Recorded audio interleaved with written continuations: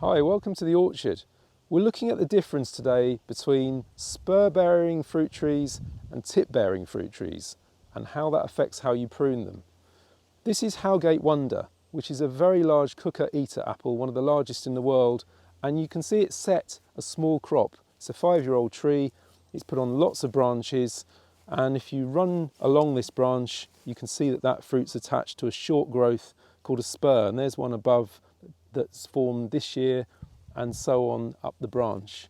So on last year's growth we're forming these spurs, these short bud growths that stick out. This year's growth here, nice healthy growth, no spurs yet, but they'll form next year and then fruit the year after. So everything always takes 3 years with these trees. So there's the fruit on the spurs, and if we were going to prune this tree, we'd prune it in such a way that we stimulate new growth to grow outwards and form spurs away from the centre of the tree, but always going up in a narrow canopy.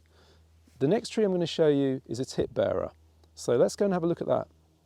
So this is an example of a tip bearing tree. This is Royal Medlar, an Elizabethan tree, and if you look closely you'll see the fruits form on what look like short spurs, but they're actually branches, and they're at the tip of these branches and right at the tips here. So even the very tip, just remove that one that didn't set, the very tip has got flowers and it's now setting fruit.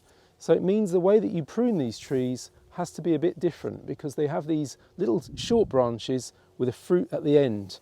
They're not stuck on the side, and you tend to get them what we call born singly as well. So we tend to leave the tree to grow outwards and encourage, where possible, the upward growth as well, because I'm particularly keen on having upward growth, not wide growth, because we're into the narrow canopy pruning systems here. That's the main difference.